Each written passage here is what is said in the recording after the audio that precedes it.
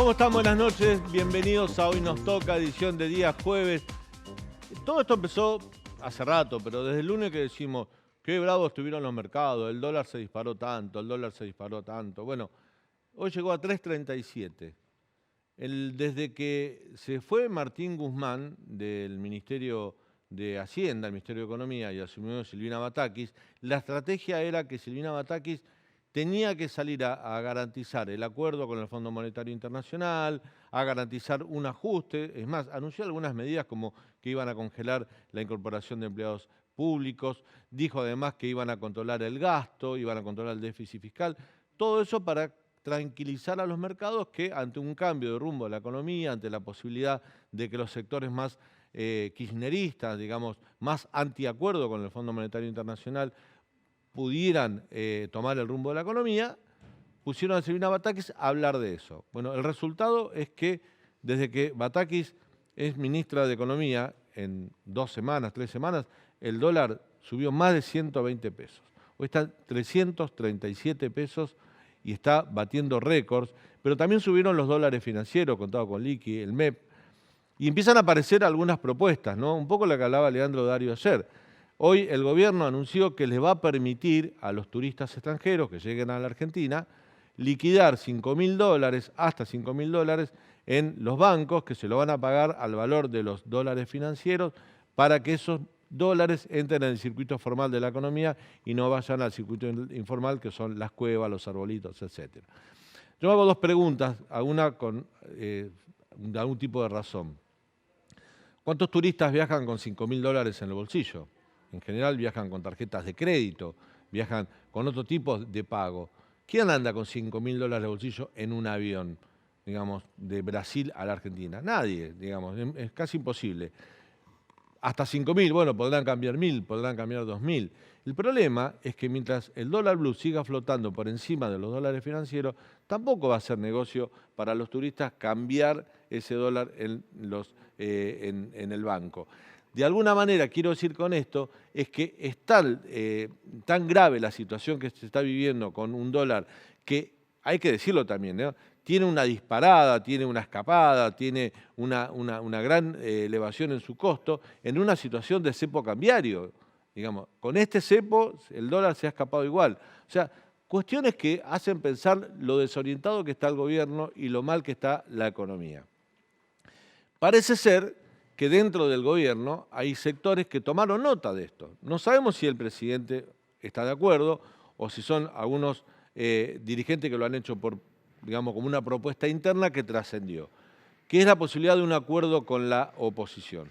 Decir, bueno, está tan grave la situación, Silvina Batakis, antes de ayer en una reunión de gabinete, le informó a todos los ministros que los próximos meses van a ser durísimos, porque no hay dólares, porque las exportaciones del campo van a liquidar menos dólares y porque los pocos dólares que hay se necesitan para pagar el gas, gasoil, que están a precios exorbitantes, y de alguna manera el dólar con poco mercado, con poco movimiento, se va a seguir escapando. ¿Cuánto toca eso? ¿Cuánto mueve los precios internos? Bueno, en el gobierno dice el dólar paralelo no tiene nada que ver, no influye en los precios internos. Es mentira, el dólar paralelo influye, como también influye el dólar contado con liqui, que es en el cual los empresarios se pueden, de alguna manera financiar. El otro tema del cual se habló hoy también es que hay mucho discurso en el gobierno sobre lo nacional, sobre lo popular, sobre cuidar lo nuestro y cuidar, por ejemplo, algunas medidas que hagan que el gobierno pueda tener dólar, el Estado, el Tesoro, que hacen falta. La medida de los turistas, por ejemplo, un turista europeo va a tener la posibilidad de venir con hasta $5.000 y cambiarlos casi a un precio de un dólar financiero. Y los productores del campo, los productores argentinos que producen, que arriesgan, que invierten capital y que son los únicos que pueden traer dólares genuinos a la Argentina, les están pagando 70 pesos por cada dólar que exportan. Un exportador de soja, de trigo, de maíz, de un commodity, cobra 70 pesos por cada dólar que exporta. ¿Se entiende esto, no? Por cada dólar que se vende, a él le dan 70 pesos. Por supuesto que ese productor tiene otros costos. y ya lo sabemos con el tema de los combustibles, tiene costos de repuesto para los tractores, para las cosechadoras, tiene costos laborales, tiene costos de trabajo. Muchos costos e insumos están supeditados a otros dólares y no al oficial de 130. O sea que esos 70 no le sirven y por eso en los próximos meses el campo va a liquidar menos cosecha. Desde el 2009 a la fecha, desde aquel conflicto de la 125, que no iba a haber una poda, un quite de exportaciones de soja, de trigo y de maíz como el que vamos a vivir en los próximos meses. La situación es muy delicada y algunos sectores del gobierno quieren convocar a la oposición a un diálogo. Ahora, uno se pregunta, ¿no es el lugar para hablar oficialismo y oposición? El lugar debe ser el Congreso de la Nación. Ya no sirven las fotos, no nos sirven los pactos de Olivos, no nos sirven los pactos donde un dirigente se saca una foto con otro y dice, bueno, vamos a acordar esto. No va a servir, no va a funcionar. Sobre todo no va a funcionar porque el gobierno quizás proponga, vamos a suponer, que lo acompañen en 3 medidas. No sé cuáles pueden ser, pero supongamos que son 3 medidas amables que la oposición pueda considerar. Si la oposición considera que son medidas acordes a sus pensamientos o que se pueden llegar a acompañar, seguramente en el kirchnerismo no van a estar de acuerdo. Por lo tanto, lo primero que tiene que hacer el gobierno, el Frente de Todos, que gobierna este país, es ponerse de acuerdo ellos, tener las propuestas que tengan y las tienen que bancar ellos. Cristina tiene que decir públicamente que lo que propone el presidente, ella lo va a acompañar. Y todos los senadores y diputados del Frente de Todos tienen que asegurar que lo que propone el Poder Ejecutivo lo van a acompañar. Porque si no va a pasar lo mismo que pasó con el acuerdo con el Fondo Monetario Internacional, cuando el presidente dijo, si no me aprueban esto, la economía no va a arrancar más. La oposición le aprobó el acuerdo con el FMI y 32 diputados y 18 senadores del kirchnerismo no se lo aprobaron. Es decir, si dependía por los votos propios del oficialismo, hoy estaríamos en default y no se hubiese acordado con el Fondo Monetario Internacional. El gobierno tiene un grave problema de política interno. Tiene un presidente que está desgastado, un presidente que está débil políticamente, un presidente que perdió mucha credibilidad y que además perdió voz de mando. Porque todo lo que pueda producir o todo lo que pueda generar el entorno del presidente como una política de Estado, inmediatamente es boicoteado por el kirchnerismo, es ninguneado o al menos todo el mundo mira con desconfianza hacia ese lugar. Mientras el gobierno tenga una interna tan grande y un desacuerdo interno, posiciones tan enconadas dentro del propio gobierno, donde, caso inédito, ministros, secretarios de Estado critican al propio gobierno que integran, algo nunca visto, ministros, secretarios de Estado, funcionarios que hacen declaraciones públicas contra el propio gobierno, contra el presidente o contra medidas que toma el presidente que los eligió, los designó en esos lugares, mientras el oficialismo no pueda resolver esa situación interna, no está en condiciones de pedir un acuerdo a ningún sector de la oposición, porque de alguna manera, si no se pueden poner de acuerdo en casa, tienen pocas probabilidades de convencer a los vecinos. Quédate con nosotros hasta las 22. Esto Hoy Nos Toca, aquí en el Canal de la Ciudad. Nuestro principal reclamo es acceder a la tierra para poder producir y habitar. Que la mayoría de las familias campesinas actualmente alquilan a muy altos costos las tierras para producir. Ahora, en este escenario tan difícil que nos toca enfrentar, lo único que yo pido a todos, no nos ilusione la idea de separarnos. No nos ilusione la idea de buscar soluciones individuales. Y a mí no me cabe la menor duda que la mejor manera de protegernos, o discúlpenme que hable en primera persona a nivel nacional, la mejor manera de proteger a mi nación, a mi pueblo, es abriéndome al mundo. El gobierno no tiene un plan, que no tiene un rumbo, que a la mañana dice una cosa, a la tarde dicen otro, después se vuelven a contradecir. Todo esto no ayuda a nada. Bueno, otro día más convulsionado en los mercados y en el dólar, el precio, en la cotización del dólar libre. ¿Cómo te va, Leandro? Muy bien, Daniel, ¿cómo andás? Bueno, 3.37. Sí, hoy el Banco Central anunció 2 medidas que buscan, una, intentar descomprimir la corrida que se está dando en el dólar MEP, y otra la cotización en alza del contado con liquidación. Sí. El dólar MEP es el dólar financiero al que pueden comprar las personas, el contado con liquidación es el que operan las empresas. Básicamente...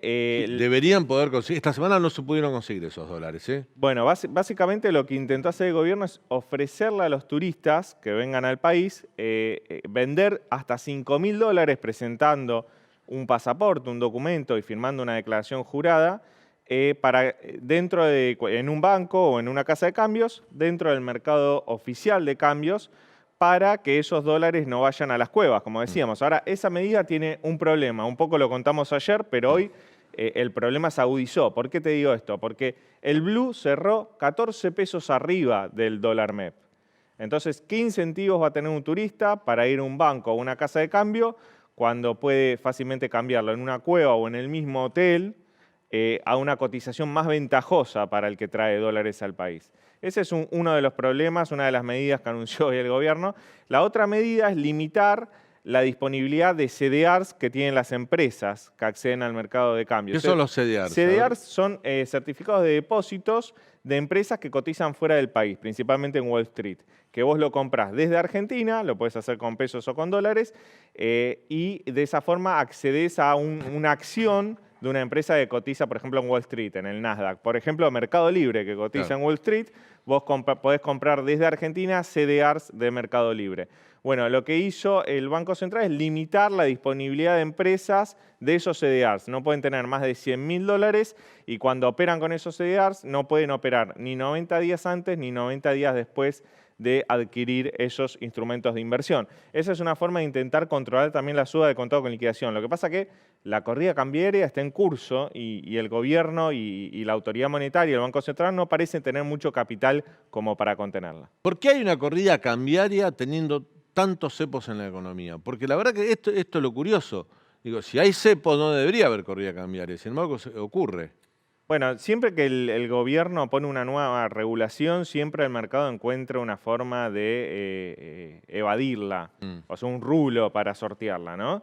Recordá, Daniel, porque los dólares financieros también se escaparon. No es que el gobierno dice, como dice la portavoz de Gabriela Cerruti, el dólar blue es un dólar ilegal, no habría que hablar de ese dólar. Bueno, pero el contado con liqui y el MEP son dólares oficiales que tienen otra cotización y también se escaparon, ¿no? Que todos los agentes económicos, ante la incertidumbre que hay, intentan dolarizar sus activos, claro, ya sea dinero, ya sea inversiones, ya sea bienes materiales, stock. Por eso también hubo mucho adelanto de importaciones de muchas empresas. Con lo cual todos intentan dolarizarse en un contexto donde está muy reprimida la economía y es muy difícil acceder a los dólares. Bueno, los agentes económicos acceden a los dólares financieros porque son los que están disponibles. Bueno, muy bien. Día difícil para la economía. También está el otro tema, ¿no? El tema de la inflación. Estamos transitando para muchos economistas, pues, y para muchas consultoras, el mes récord en inflación. Y esto lo vamos a hablar con el siguiente invitado.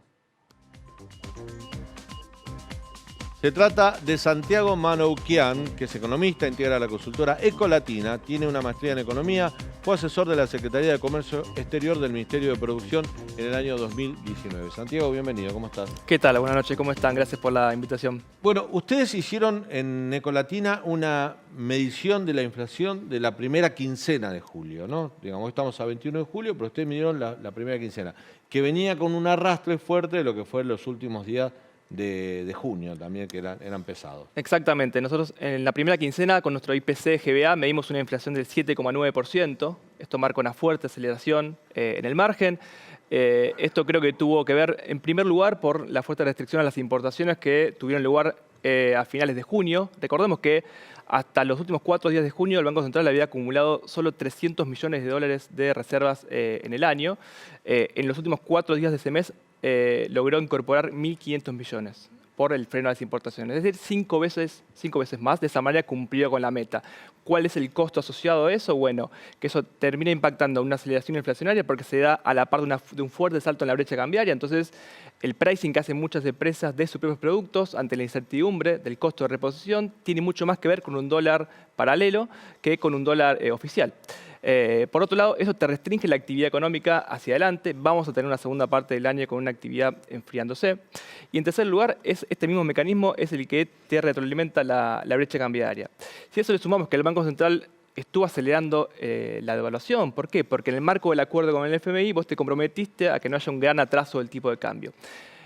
Vos aceleras la devaluación. ¿Cuál es el costo asociado? Porque, de vuelta, estamos en un contexto donde cada medida que vos tomes va a tener un costo asociado y acá el principal objetivo del gobierno es evitar un salto devaluatorio abrupto.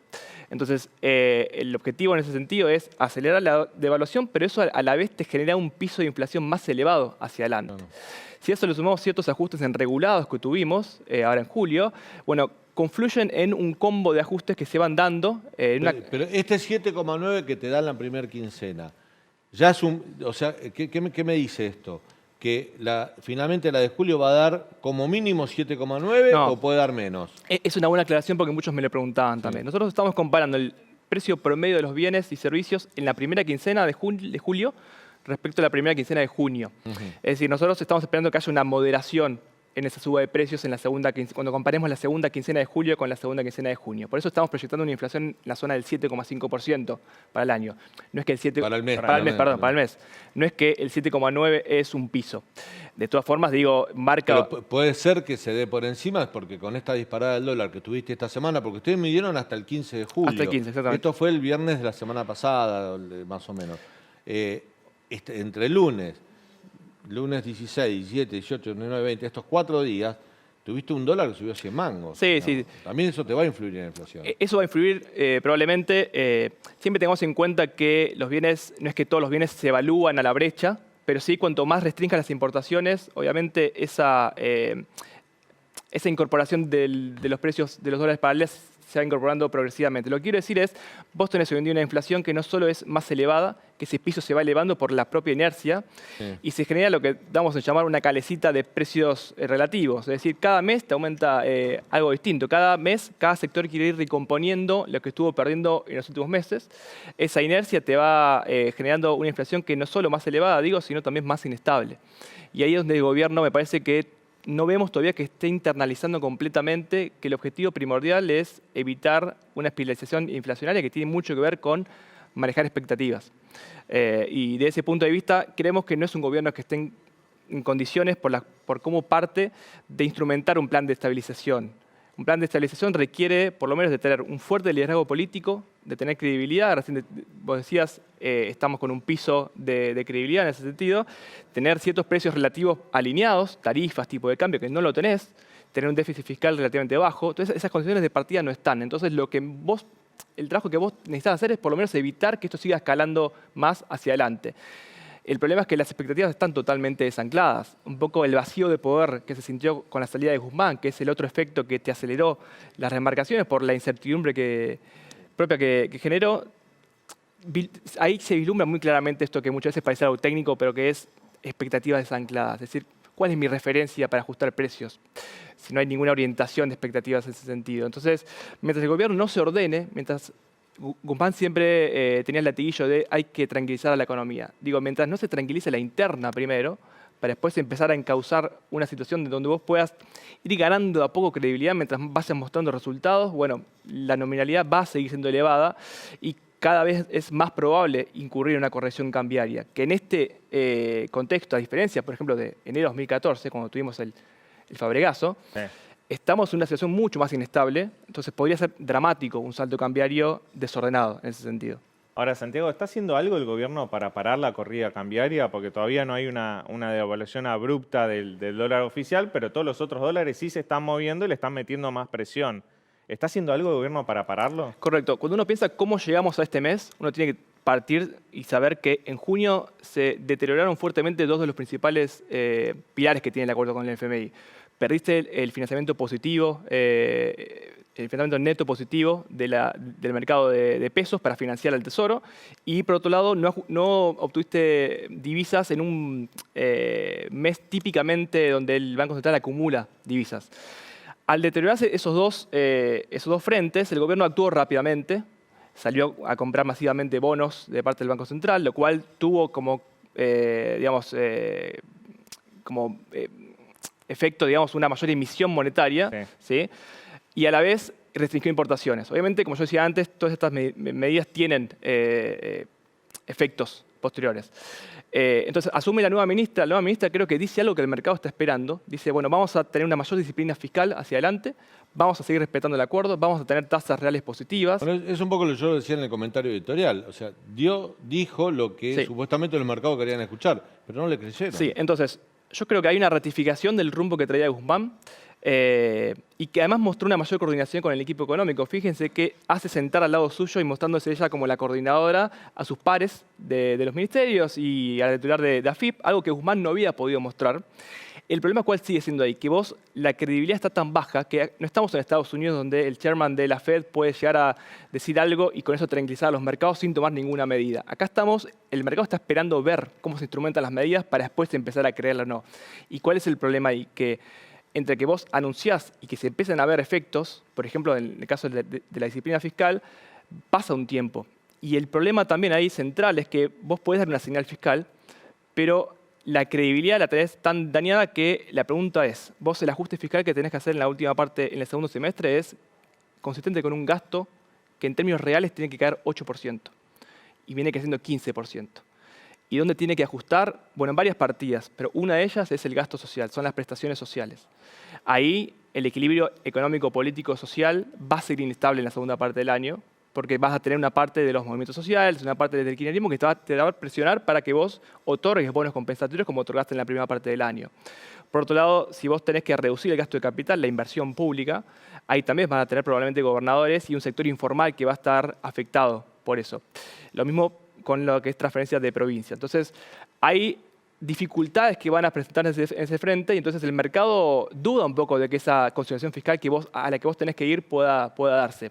Ahora bien, la ratificación del acuerdo no es solo porque estás en un acuerdo con el FMI y tenés que cumplir con el 2,5%, sino que hay limitantes propios de la realidad que te impiden ir hacia un enfoque más radicalizado de la política económica, como por ejemplo se instrumentó, uno puede pensar, Miguel Bain lo dio en llamar el macrocidio, cuando entre 2009 y 2011 el salario en dólares creció 50%, las tarifas se plancharon y Cristina ganó con el 54% de los votos.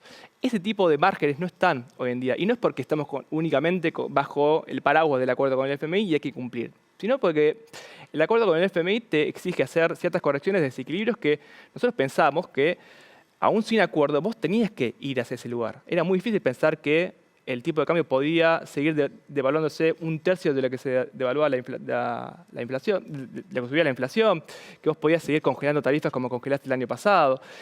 Estabas postergando correcciones que en algún momento te iban a pasar la factura. Y creo que esas postergaciones tienen mucho que ver con la falta de cohesión que nace ya a fines de 2019, cuando hay una concentración de fuerzas que sabíamos que tenían miradas distintas sobre cómo llevar adelante la política económica, pero que se empezaron a mostrar todavía mucho más, no tanto en 2020 con la pandemia, sino más en 2021, profundizando esos desequilibrios que hoy en día también tenés efectos externos, por supuesto, pero que te terminan de alguna manera, y acá decimos el problema parece más político que económico, te terminan deteriorando aún más. Con respecto a eso del problema político, en octubre de 2020 pasó algo parecido a lo que está pasando ahora, que es que se dispararon los dólares financieros. En ese momento llegaron creo que a 220, que era un montón para ese entonces, y de alguna forma Guzmán logró contenerlos. ¿Estamos en ese mismo escenario o la situación ahora es más dramática en términos políticos y económicos? Creo que es un gran punto ahí. Si uno ve la serie de brecha cambiaria, por ejemplo, durante esta gestión, tuviste dos grandes picos ahí. Octubre de 2020 y enero de 2021, previo al acuerdo con el fondo, donde la incertidumbre todavía generaba una fuerte corriente dolarizadora. Allá para octubre de 2020 se tomaron algunas medidas, hubo un giro ortodoxo, si querés, de la política económica, donde Guzmán empezó a dirigirse un poco más hacia tener una mayor disciplina fiscal, que se vio muy claramente en los primeros 6 meses de 2021, previo al semestre electoral. Donde que le valió la crítica de Cristina después en la primera Exactamente. Carta. Ahí hubo un giro, también hubo un giro en la política de financiamiento, porque se empezaron a ofrecer títulos vinculados al tipo de cambio, porque había muchas dudas de cuánto, como ahora, ¿no? Que cuánto podía sostener la devaluación como se estaba sosteniendo, con el nivel de reservas que tenías, etc. Y en enero de 2021 pasó algo similar, entonces el gobierno se apura y, con demora, pero se apura y firma el acuerdo con el FMI. Eso permitió, en los dos casos, calmar expectativas. ¿Cuál es la diferencia ahora? Bueno, que los márgenes están mucho más deteriorados que en ese momento. Tenés un tipo de cambio real mucho más apreciado, tenés un nivel de reservas mucho menor que en aquel momento. Tenés una confianza en el gobierno también más deteriorada. Tenés una intervención en futuros que ha venido creciendo mucho y tenés un límite ahí por el acuerdo con el FMI. Es decir, las herramientas que vos tenés para poder calmar expectativas ya no son las mismas que tenías en ese momento. Y fíjense que en octubre de 2020, cuando uno compara el precio actual, el tipo de cambio, llevado a ese momento a precios de ahora, es un dólar de 400 y pico, 415 pesos más o menos. O sea que todavía la pregunta, ¿puede seguir creciendo este dólar que vemos ahora? Puede seguir creciendo. ¿Por qué no? Digamos, porque de vuelta, mientras el gobierno no empiece a mostrar señales claras, un respaldo político de esas decisiones y que sean creíbles para el mercado, y ahí está, me parece un punto crucial, porque digo, el gobierno puede tener muy buenas intenciones. La pregunta es si ya no es tarde, porque de vuelta los márgenes son muy pequeños. Batakis puede hacer todo lo que la corriente ortodoxa le pida. Ahora, estamos en un momento que es tan crítico que quizás eso no sea suficiente. Recién comentábamos un poco cuál es la última caja a la que puede acceder el gobierno para obtener un poco de dólares en un semestre que suele ser de desacumulación de reservas y fuertes pagos de importaciones de energía este año. Bueno, algún acuerdo con el campo que está demorando la cosecha de soja.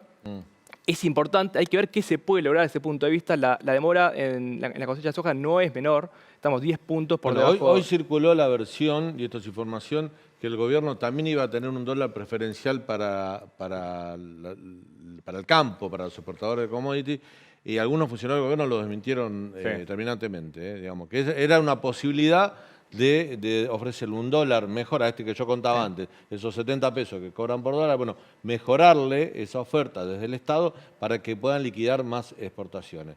Sin embargo, esto fue desmentido. Claro, yo antes, uno menciona mucho la palabra expectativas. Te diría que en economía, y para entender un poco lo que está pasando, hay dos grandes palabras, expectativas e incentivos. Tratar de demonizar al sector empresario o al campo porque especulan, me parece que es un camino que visualiza mucho más la necesidad y el momento crítico que estamos viviendo que pensar en que es un sector que está respondiendo como muchos otros a incentivos. Cuando uno ve las ventas de bienes durables ahora, las ventas de pasajes, las ventas en restaurantes que están en niveles superiores a la prepandemia, también responden a incentivos por parte de la población. Entonces no es muy distinto a eso. Entonces cuando vos tenés una brecha cambiaria tan elevada, una tasa de interés que todavía es negativa en términos reales y que te genera incentivos desde ese punto de vista a intentar postergar ventas y a financiarte barato. Vos querés arbitrar entre los tipos de cambio, bueno, ese incentivo va a seguir estando. ¿Qué pasó? Además, vos tuviste muy buenos precios de maíz y trigo, muchos productores pudieron vender esa producción y obtener los fondos necesarios para poder financiar la próxima siembra. Entonces ahí también te jugó un poco en contra de eso. Tuviste también el faltante de gasoil. Esos son otros factores, digo. Pero en general, cuando vos ves por qué se explica este faltante de dólares, uno de los principales, no es el único, hay una actividad económica que crece y te demanda más dólares también. Te salen más dólares por turismo, por pago de energía y por costo de fletes. Un punto también relevante es que, y acá apunta un poco la decisión también del Banco Central reciente, es los importadores no tienen financiamiento, entonces tampoco tenés la posibilidad de postergar en el tiempo el pago de importaciones, entonces se paga todo cash hoy. Entonces digo, son varios factores pero que responden a incentivos, responden a algo que es esperable en el contexto actual. Entonces no creo que haya que atacar a un sector desde ese punto, sino como recrear incentivos para que el sector... Ahora, creo que en la situación que estamos viviendo es muy complicado y creo que creo que ningún economista quisiera estar hoy en día en las zapatillas, en las botas de la ministra.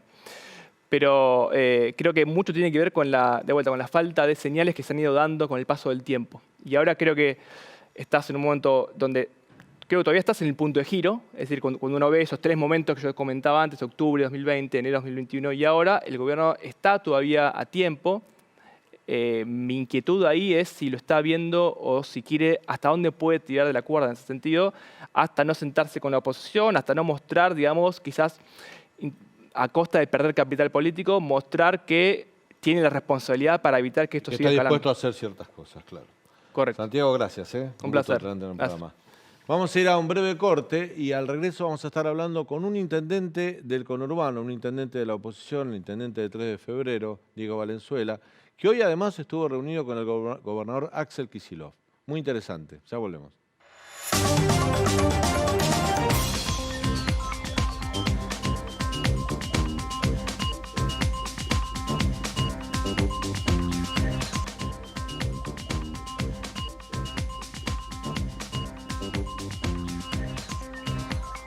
Bien, se me ocurren algunos temas para charlar con el siguiente invitado, ¿no? ¿Cómo está la temperatura social? ¿Cómo está el termómetro que indica la gente, ¿no? Los sectores vulnerables del conurbano? Se me ocurre preguntarle también si es posible reactivar la economía bajando impuestos, por una medida que está tomando él justamente en su municipio, y si es posible tener diálogo con el oficialismo a propósito de una reunión que tuvo justamente con el gobernador Axel Kicillof. Me refiero al siguiente invitado. Se trata de Diego Valenzuela, intendente del partido de 3 de febrero. Además es periodista, colega, historiador y biógrafo de Belgrano y Sarmiento. Diego, buenas noches, ¿cómo estás? ¿Qué tal, Daniel? Un abrazo grande. Muy bien, gracias por invitar. Qué gusto tenerte en el programa, Diego. Igual. Bueno, lo primero es, un poco, ayer Grabois dijo, vamos a dejar la sangre. Hay una serie de protestas sociales que se anunciaron que van a venir. Dejamos la sangre para pedir por un tema que es el salario básico universal, pero también por las jubilaciones, por los bonos, por los trabajadores que están fuera del circuito formal. Otras organizaciones sociales se suman a eso. Hay enfrentamiento entre las organizaciones sociales oficialistas y las que no. Y hay enfrentamiento entre los intendentes peronistas y las organizaciones sociales por el manejo de la ayuda social. Todo un cóctel medio explosivo, y esto preocupa respecto a que en el medio de esta situación económica endeble podría terminar en una eclosión social que por lo general se visualiza mucho en el conurbano. ¿Cómo lo ves vos esto? Bueno, tal como estabas diciendo, hay un desorden político que agrava el desorden económico y ya va mucho más allá de Guzmán o de Batakis. Hay una falta de rumbo en lo económico, de previsibilidad, de confianza, y esto hace que las expectativas vayan para lugares negativos, ¿no? Claramente no hay un consenso sobre qué políticas económicas adoptar de parte del Frente de Todos. Acá se ganó una elección en contra de, pero nunca hubo un rumbo claro. Tenemos una debilidad institucional en el presidente, una vicepresidenta que obstruye, que defiende su electorado, por otro lado. Y bueno, tenemos muchas opiniones, algunas subidas de tono, que como vos decías, pueden llegar a ser hasta desestabilizantes desde adentro del mismo Frente de Todos. En ese contexto, sube el dólar, se multiplica la brecha, se acelera la inflación, nos preocupa realmente mucho, es una etapa delicada y nosotros, como opositores responsables, siempre buscamos aportar, pero más que diálogo con nosotros, me parece que lo que necesita el oficialismo es diálogo entre ellos y buscar un consenso sobre un rumbo para el país. Me decía esta semana un colega tuyo, un intendente del conurbano, del peronismo, que lo que están viendo ellos es un escenario de alta conflictividad, que todavía no comenzó, y si la mecha está, falta ponerle el fósforo. Me lo decía para argumentarme que ellos necesitaban estar unidos porque una explosión social se los llevaba puesto a todos y que el oficialismo debería estar unido. Pero me hablaba de que se palpaba que había mucha bronca y que esa bronca a veces ya no la pueden manejar ni los intendentes ni los dirigentes de las organizaciones sociales. La gente a veces los pasa por encima. Sí, yo creo que algunos dirigentes del oficialismo están muy alejados de la calle, de la realidad, subestimando algunos de estos problemas, estas sensaciones de hacer un gran esfuerzo en el conurbano y siempre estar en el mismo lugar o peor. Muchas familias pobres que son incluso de clase media porque no llegan a la canasta. Y uno lo que ve es internismo, un internismo feroz. Y claramente la aceleración inflacionaria es un caldo de cultivo negativo. Si bien hay programas sociales en exceso, diría yo, hay muchos programas sociales, eso genera una contención, una seguridad alimentaria. Por otro lado, claramente... Sí, pero la inflación también te come esa ayuda social, claro, Diego. lógico. Digo, porque y esto es, mirá, 23.000 pesos de plan potencial trabajar pobres? hace 2 meses, 3 meses o 4 meses era un número y ahora es otro también, ¿no? Así es. Y los pobres trabajan de pobres, porque en lugar de capacitarse para salir adelante, están todos los días haciendo trámites, llenando formularios para mantener los planes. Claro. Entonces, claramente la situación es difícil, si bien hay una red de contención de los 3 niveles de gobierno, no es lo mismo a comienzos de año que la expectativa de inflación era 40 o 50 y hoy puede estar en 3 dígitos, ¿no? Y vos sabés que cuando esto sucede, claramente una chispa puede arrancar un fuego. Es muy importante que todos seamos muy responsables, empezando por el Frente de Todos que gobierna. Bueno, y que el Frente de Todos tenga posiciones uniformes, porque ahí también está la génesis de este problema político, ¿no? Que el Frente de Todos, la coalición de gobierno, a veces propone algo que no todo el Frente de Todos acompaña, y las primeras diferencias las tienen Por adentro. supuesto. Por supuesto, venimos con esto desde el comienzo, ¿no?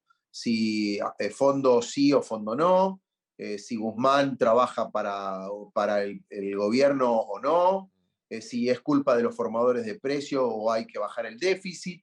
Cada uno de los temas medulares de la economía argentina son un debate interno del Frente de Todos. Así no se puede gobernar. Claramente, lo primero es el consenso hacia adentro, el desorden político, quién gobierna y quién tiene la lapicera en términos de poder tener una previsibilidad económica. Así que esperemos que esto se pueda aclarar y que no sea un trauma de acá a la próxima elección, que obviamente nos convoca a nosotros los opositores con responsabilidad a prepararnos, a preparar ideas y equipos, porque pensamos que es un momento muy importante para establecer un cambio. Diego, estuviste hoy con el gobernador Axel Kicillof, el gobernador de la provincia de Buenos Aires. Sí. ¿Hablaron de estos temas? Sí. Sí, Daniel, por más que quizá no era su conveniencia, me parece que desde la gobernación nos esperaban más para hablar estrictamente de lo municipal. Pero no hay algo municipal escindido de lo nacional. Nosotros obviamente administramos ciudades, municipios grandes, y pusimos sobre la mesa el debate del deterioro económico.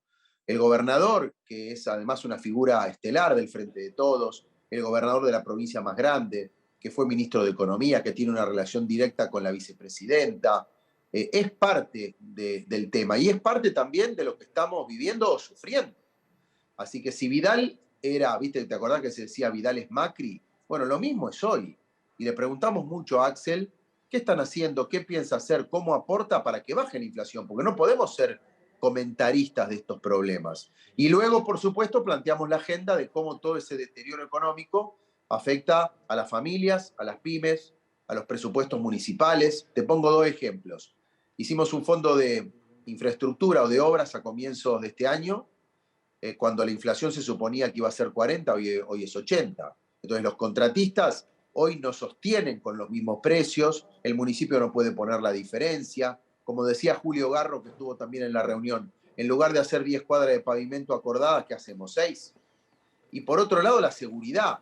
Asumimos responsabilidades, inversiones, mantenimiento de móviles de provincia, pero ahora los repuestos, los seguros, el combustible, los servicios de los autos, todo tiene un valor que está muy por encima de lo que era originalmente y el fondo de seguridad está fijo. Así que le hicimos planteos que esperemos en una semana tengamos devoluciones positivas. Ayer fue el gobernador Kicillof que dijo necesitamos de la oposición, después se sumaron otros dirigentes, incluso algún miembro del gabinete de Alberto Fernández. A esta hora se hablaba de que el oficialismo le iba a hacer una propuesta a la oposición para llegar a un acuerdo para salir de este difícil momento de la economía. ¿Te ratificó esa intención Kicillof hoy en la reunión? No, la desmintió directamente. Él dijo, yo no convoqué a la oposición. Yo lo que dije es que en lugar de criticarnos podrían aportar. Es más, como pasa muchas veces, le echó la culpa a Clarín de esta interpretación. Y además ahí yo te diría, antes que hablar con nosotros, que desde ya siempre estamos para el diálogo, me parece que de nuevo, lo principal es el diálogo y el consenso hacia adentro del Frente de Todos. Diego, ¿vos pensás que la situación, ¿no? que estamos, que es caótica en cuanto a la economía, en cuanto al poder adquisitivo, ni hablar de lo que están pasando los jubilados, todos los sectores se han vuelto vulnerables ante una situación de economía disparada, ¿no? Que poco ordenada de alguna manera? ¿Vos pensás que Juntos por el Cambio debería mantenerse en esta tesitura de decir, bueno, manden leyes y la discutimos en el Congreso, nosotros no vamos a ir a ningún acuerdo político, corporativo, a ninguna foto? ¿Pensás que está bien que esto sea así? Sí. Creo que el ámbito tiene que ser el Congreso, las legislaturas, porque ahí los legisladores son representantes del pueblo y también de un espacio político. Obviamente, si por ejemplo los intendentes o los gobernadores podemos aportar, desde ya, pero me parece que es un buen ámbito, el ámbito deliberativo, el ámbito legislativo para ese tipo de planteos, más si hubiera algún cambio legislativo que hacer. Lo que no veo realmente es la voluntad de hacer eso, porque además no está la precondición. que es el consenso interno. Fíjate el caso del salario básico universal. ¿Cómo nosotros vamos a opinar del tema si no se pusieron todavía de acuerdo entre ellos? Desde ya que nosotros tenemos una opinión crítica. A mí me parece que el salario va de la mano del trabajo, no es un subsidio. Y también me parece que la situación fiscal no está como para agregar nuevos subsidios. Y también me parece que el pueblo trabajador pobre necesita una oportunidad desde la capacitación, no desde un subsidio que mantiene la pobreza asistida. Fíjate vos, Daniel, que el gasto, la inversión social es enorme y no resuelve la pobreza. O sea, primero hay que ordenar la macro y luego, además, hay que generar incentivos diferentes para las personas que tienen una precariedad laboral o que son pobres. Tienen que tener un oficio, una herramienta para el laburo, ¿no? Así que opinar de eso sin todavía tener un consenso entre ellos me parece que es imprudente.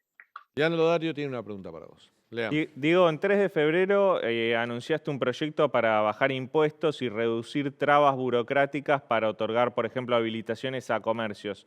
¿Por qué eso no pasa también en otros distritos gobernados por otros intendentes del PRO de tu partido?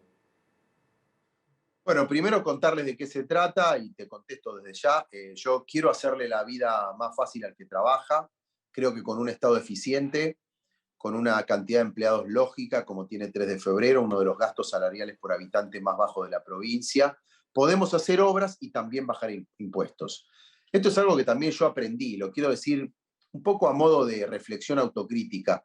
No tenemos que, los que estamos en gestión o en política, siempre pensar en un nuevo impuesto para tener un nuevo recurso y hacer un nuevo gasto, pensando que esa es la manera de contentar a la sociedad. También es importante el alivio fiscal para que el sector privado crezca. Y en ese sentido, ahora que siento que ya lo vengo haciendo desde hace más de un año, pero ahora lo profundizo, que el municipio está ordenado, que pudimos hacer muchas obras, dar un espacio para la baja de tasas, la eliminación de trabas, de trámites. Vamos con la habilitación gratuita, no se cobra ni de un maxi kiosco ni una empresa automotriz, una bonificación de un año entero de la tasa municipal, la tasa de seguridad e higiene. También bonificamos el derecho de construcción, damos un crédito fiscal por cada trabajador que se incorpore. Es decir, un incentivo fuerte y contundente de simplificación y de baja de tasas para que el que invierte tenga un mejor clima.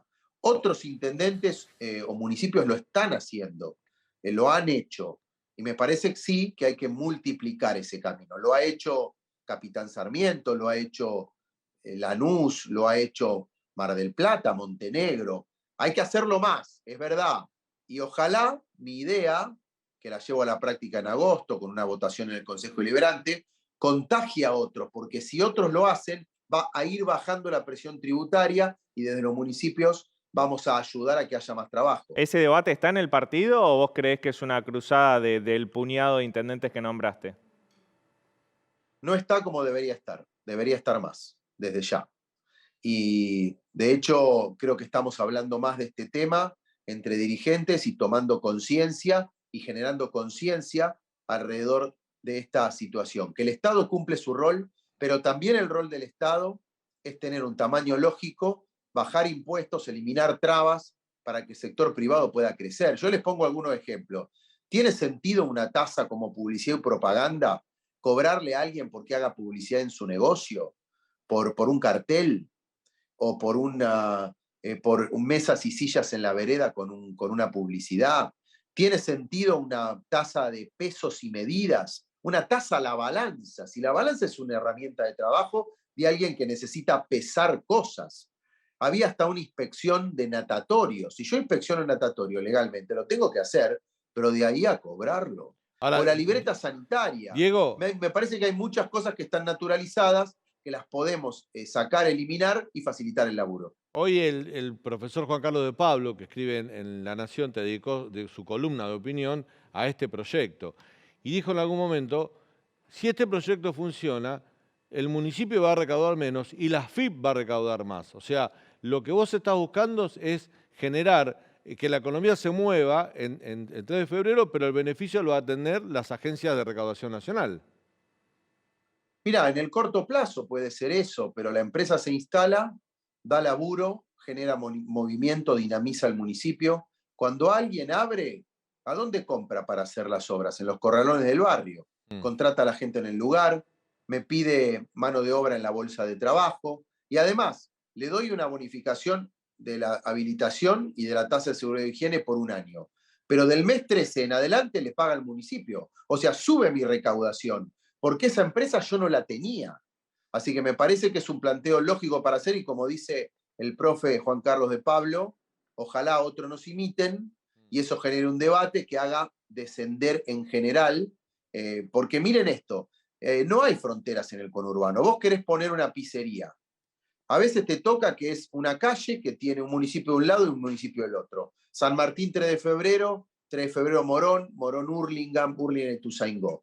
¿Dónde pongo la pizzería? ¿En qué vereda? ¿En la que es más hostil o en la que es más amigable con las casas? En la que es más amigable. Y está bueno que se hagan esas comparaciones. Y ojalá que sean imitados, porque de alguna manera también vas a tener que la gente, los vecinos que tengan un mango en Morón, en otros partidos cercanos, a lo mejor van a ir a poner el negocio a 3 de febrero porque van a tener más facilidad que en sus propios municipios, ¿no? Eso espero que suceda, Daniel. Diego, te agradezco mucho este contacto con el canal de la ciudad. Te mando un fuerte abrazo. Un placer y quedo a disposición. Gracias. Gracias. Bueno, hoy anunciaron, ¿no? Subió el transporte público. El subte también va a subir. Creo que en las próximas horas. Quien tiene toda la información es Leandro Dario y me voy caminando para que nos cuente, porque la inflación también se está sintiendo en las tarifas de transporte público. Sí, hubo un anuncio de que van a aumentar los transportes públicos en el AMBA, tanto colectivos, trenes, como en la Ciudad de Buenos Aires, subte. El aumento va a ser de 40%, pero es interesante remarcar esto. Es un impacto en los bolsillos de todos, un 40%, pero estas tarifas estaban congeladas desde fines de 2019, Daniel. Hace 3 años que las tarifas de transporte estaban congeladas. Pensá todo lo que pasaba en estos 3 años. Desde antes de la pandemia, que no se aumentaba el transporte público en la ciudad, aumentaría un 40%. Tenemos inflación acumulada en el primer semestre solo de este año, 36%. Entonces acompañaría prácticamente la inflación este año sin tener en cuenta la inflación que tuvimos el año pasado, que fue del 51%, y la inflación que tuvimos en 2020, que fue del 36%. Es decir, las tarifas vienen muy retrasadas y eso es de lo que se quejan los empresarios del sector del transporte que pedían un aumento de tarifas y que se paguen los subsidios que no estaban llegando a las empresas. Justamente el aumento es del 40%, se efectiviza a partir del 1 de agosto.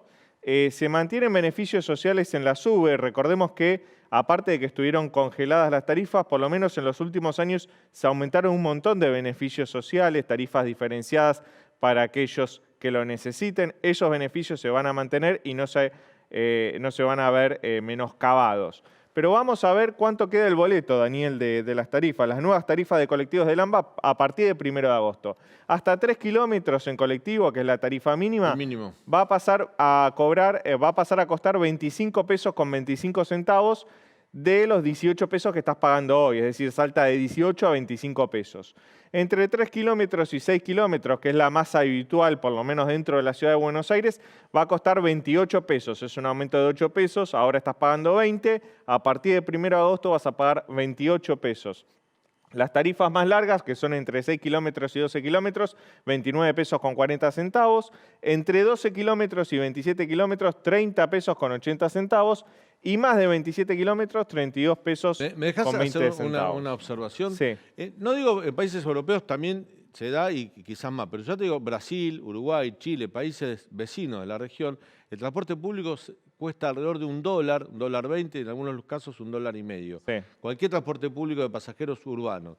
Fíjate que acá estamos hablando de menos de 10 centavos de dólar. No llegás a 10 centavos de dólar si tomás con el aumento. Si tomás el dólar paralelo. Claro. Pero sí, no llegás a 10 centavos de dólar, lo que te da idea de que no son tarifas caras, lo que son muy bajos son los salarios. Los ingresos, claro. Por eso digo, para darte cuenta de la magnitud de la crisis, que a lo mejor a un laburante pagar 30 mangos un boleto colectivo le cuesta un montón, 30 días, 30 de vuelta, sí, porque sus salarios son bajos. Pero en términos reales de lo que es un costo promedio del transporte público a nivel regional, no me voy a primer mundo, regional, estamos 10 veces abajo. Sí, ten en cuenta que muchos laburantes que vienen del conurbano bonaerense o de algún sector de la ciudad alejado para trabajar, no solo se toma el colectivo de ida y de vuelta, sino que en el medio se tiene que tomar también un subte, Claro. o tiene que agregar El un subte tren. también sube.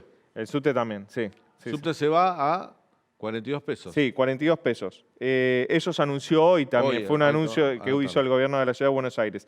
Pero también vas a tener nuevas tarifas del tren del AMBA, es decir, del Mitre, del Sarmiento, del San Martín. Los boletos mínimos de esas líneas que te decía, Mitre, Sarmiento y San Martín, va a pasar a costar 17 pesos con 25 centavos, Urquiza 11 pesos con 25 centavos, Roque y Belgrano Sur 10 pesos con 75 centavos y Belgrano Norte 9 pesos con 50 centavos. Nuevamente, son tarifas que son bajas si lo medís en términos de dólar o si lo comparás con otros bienes de la economía. Sí. Vos pensás que otros bienes de la economía son muchísimo más caros. El metro, el subte. 40% de aumento, la tarifa se va a 42 Va a pasar pesos. 42 pesos. Es decir, si vos tenés que ir y volver en subte, vas a pagar 84 pesos, casi 100 pesos, digamos, por día, solo si te tomás un subte ida y vuelta. De vuelta. 15 centavos de dólar blue. Y en Brasil, en Río de Janeiro, el subte vale, creo que algo así como $1.50, más o menos $1.40. Sí. Lo que pasa es, ¿sabés qué pasa también con este atraso tarifario que hubo desde 2019? Lo que se quejaban los empresarios, principalmente del sector de colectivos, es no podemos invertir en modernizar la flota de colectivos que tenemos, ni tampoco en las reparaciones. Ellos decían, ojo que puede haber un problema de seguridad, sí, porque no nos está alcanzando ni la tarifa ni los subsidios que recibimos para hacer inversión en la flota. Bueno, de hecho, han achicado la cantidad de frecuencias. Esa medida sigue. Son 120 líneas de colectivos en el área metropolitana que achicaron la frecuencia de sus colectivos. A la mitad. Con lo cual eso genera que la gente viaje más amontonada y más incómoda. Así, ¿no? Es. Bueno, excelente. Lea, nos estamos yendo. Una noticia, hoy hubo reunión en el plenario de la CGT. Ratificaron la marcha del 17 de agosto. Al Congreso de la Nación, a pedirle a toda la clase política, y no a la Casa Rosada, no al gobierno, a la clase política que haga algo contra la inflación. Hubo algunos gremios kirchneristas que le pidieron a la mesa de la CGT que la marcha también sirva para ir a escrachar a algunos supermercadistas, empresarios, que son los, según su mirada, los responsables de esta inflación, los formadores de precios. Los dirigentes mayoritarios de la CGT le dijeron que no, que la marcha va a ser solamente al Congreso, no va a ser contra el gobierno, va a ser para pedirle a la política una solución integral. Y la respuesta fue, nosotros no somos Grabois, somos la CGT. Nos reencontramos mañana, 9 de la noche, aquí en el canal de la ciudad, para contarte todo lo que sucede en Argentina y en el mundo. Gracias por habernos acompañado. Hasta mañana.